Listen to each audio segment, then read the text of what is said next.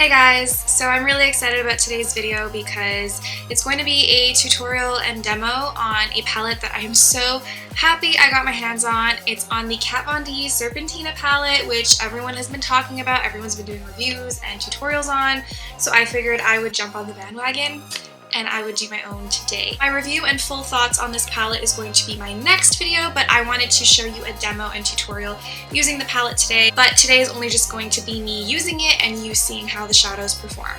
Yes, I have no makeup on. Usually my tutorials I already have my foundation on and everything, but I've heard that these shadows have fallout. I haven't experienced that yet, but I've been using a very light hand and I've been using the lighter colors. So today I'm going to go full out and I'm going to do a smoky eye with it, so I anticipate quite a bit of fallout. So that's why I have nothing on my face right now aside from moisturizer and primer, because I don't want to have a big mess underneath my eyes. So we're just going to jump right in.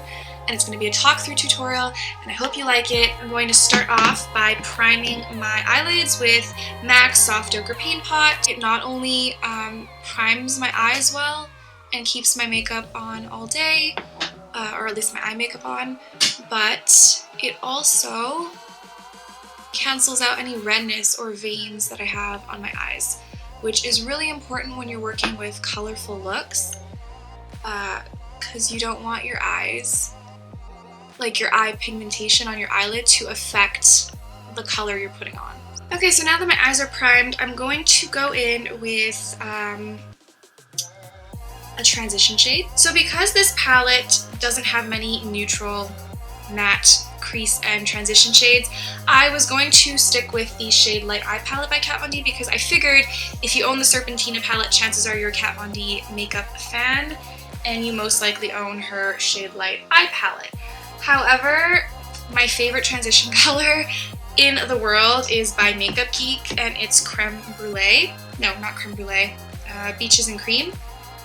So I think I'm just gonna go in with Beaches and Cream. Forgive me if you don't own this. You know what, your favorite transition color will do. So this right here is Beaches and Cream. You can go off of this and just find a color in your collection that is similar to this. And for this transition color, I am using the E27 by Morphe, which is the brush I usually go in to Beaches and Cream with. And I'm just applying that like between my crease and brow bone. This area right here, like over your crease type of thing, because it's going to help blend out the crease colors you add on to it later. Okay, so after you have your transition shade done, you're gonna go in with a color to kind of deepen up the crease, because what we're gonna be doing today, I plan for Scarab to be the star of the show in today's look, and Scarab is this green color right here. So I want to do a really cool green smoky eye with it. And because we're going to be doing a smoky eye, I want to put my crease colors now, because it's easier to blend the green into the brown than to blend the brown into the green and then have the green fall out all over my face. So I don't want that to happen. So we're going to go into the shade Light Eye palette. The first color I'm going to go in with is Samael. I really don't know, but it's this one right here. I don't know what the name is, but it's this color right here. I'm going to use Makeup Forever's 242 crease brush. Any crease brush will do for this. It really doesn't matter. You're going to pick up some of that brown and you're going to basically go over where you went with Beaches and Cream or whatever transition color you were using, and it'll just help blend. The transition color we put on before is going to help blend this easier than if we had just gone straight into Samael, the brown shade. So now I'm going back in with the E27, which is what we used for our transition shade, with no additional product, and I'm just buffing out the edges of this brown crease shade. And I really cannot tell what I'm doing because I'm using a really crappy mirror, and the viewfinder is not really helping me out, so this could look like a bruise on my eye. I really won't be able to tell till I'm done. As I'm going along, I'm like decreasing the brush size. The crease brushes are getting smaller and smaller and smaller. So now we're gonna go in with the Sigma E35 tapered blending brush. So it's a tiny bit thinner than the other brushes we've been using. And we're gonna go in with a darker brown. So we're gonna go in with It's this reddish brown in the palette right here, in the warm section, this red brown. You want to lightly add it little by little. It's a lot easier to add color than to take away color and blend out color. So we're going to be adding it very slowly into the crease. Be patient and keep on adding little by little until you get to the desired depth in the crease that you want. You want some depth to the crease. Smoky eyes tend to be a little flat if you don't add different colors to the crease and add some dimension. It ends up just being one flat shade. So I want this to be a smoky eye with a lot of dimension, and the best way to do that is just to keep on adding crease shades. Or that's how I do it. I don't know if it's the best way to do it. I'm not a makeup artist, guys. I'm just a makeup enthusiast. Again, with my E27 by Morphe, I'm telling you this is my most used brush in my makeup routine or makeup collection. I'm going again with no additional product and buffing out the edges again. And I do a mixture of windshield wiper motions and circular motions and weird jerky motions. I don't know what I do. But make sure you do blend, because it's the difference between looking like you got punched in both eyes and looking like you have a hazy, smoky look going on. And we want the latter option. We don't want to look like we lost a boxing match to Muhammad Ali, okay? We're finally going to dip into the Serpentina palette, and the star of the show is going to be this color, which is the reason why I bought this palette. It is such a beautiful green. It is the shade Scarab. It's this shade right here, this green.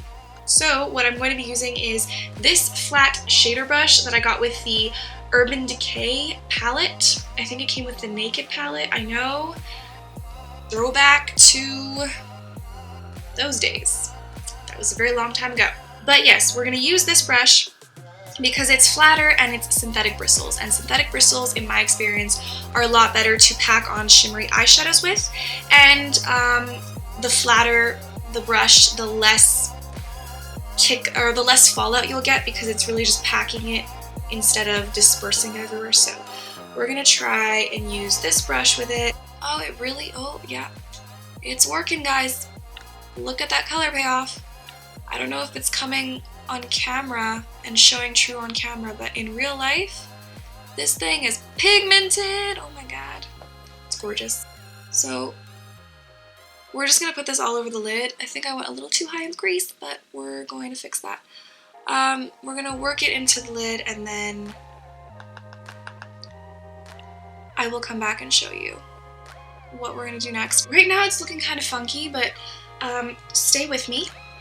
We're gonna fix it. We're going to try out the pigment. We're gonna test out Profit right now, live on camera, and it's a really nice, dirty gold color.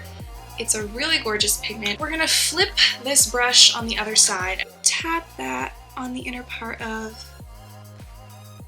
Damn, that's pigmented. Holy!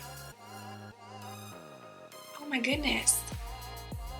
I'm starting to regret my decision. I thought it would be like a light gold. It is intense. We're just going back and forth with Scarab and Profit till we get a decently blended transition between the two. I'm taking the Firm Blender E44 by Sigma with Ankh. Please pray for me, because this looks like it has a lot of fallout. I am terrified.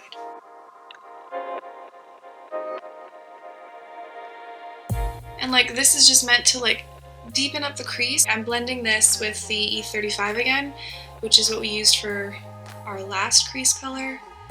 And I'm just trying to blend it into the other crease colors we had on before. And I'm going in with the Morphe E27 again, which seems to always be the brush I turn to for blending out harsh lines. And I really need that to work its magic right now, because Ankh is probably the hardest one to blend out so far. There is quite a bit of fallout on my face. I don't know if you guys can see it on camera, but there is quite a bit going on. So I'm going to take a makeup wipe and wipe it away. Just really gently. And it'll also kind of clean up that line, make it a little crisper. Karma by Makeup Geek, it's my favorite duochrome shadow that they make. It is gorgeous. It is absolutely beautiful. It is so duochrome-y. It kind of has like a goldish green appearance to it. My 230 Luxe pencil brush by Zoeva, which is what I traditionally use to highlight my inner corner. And I feel like going over that, or going over Profit with Karma, is going to lighten up the inner corner.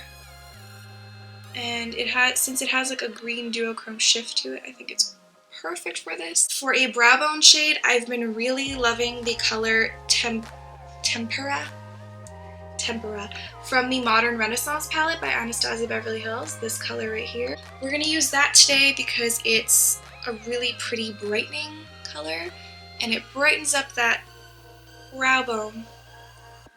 Okay, so I went ahead and did the rest of my face, my foundation, powder, bronzer, blush, highlight.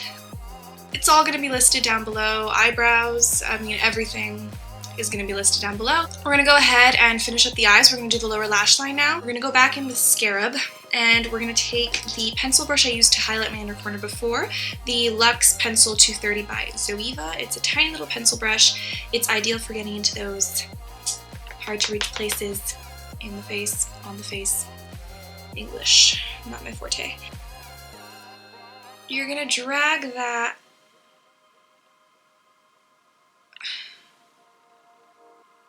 all along the bottom lash line and kind of stop where you put Karma or whatever color you chose to highlight your inner corners with. Why do I make weird faces when I'm blending or putting mascara on or anything really? Ay, ay, ay. I'm taking MAC's NC15 NW20 Studio Chromographic Pencil Crayon Multi-Usages.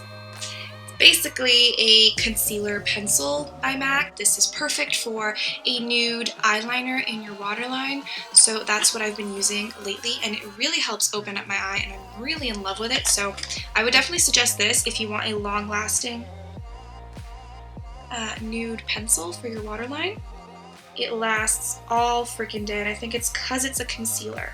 So I think I'm gonna use smudged black eyeliner as opposed to winged liner. We're gonna go in and smudge some black eyeshadow. And what we're gonna use for that is from the shade Light Eye Palette. It's this black right here. Any smudger brush will do. Mine just happens to be the 226 smudger by Zoeva. Blend the black eyeshadow into the lash line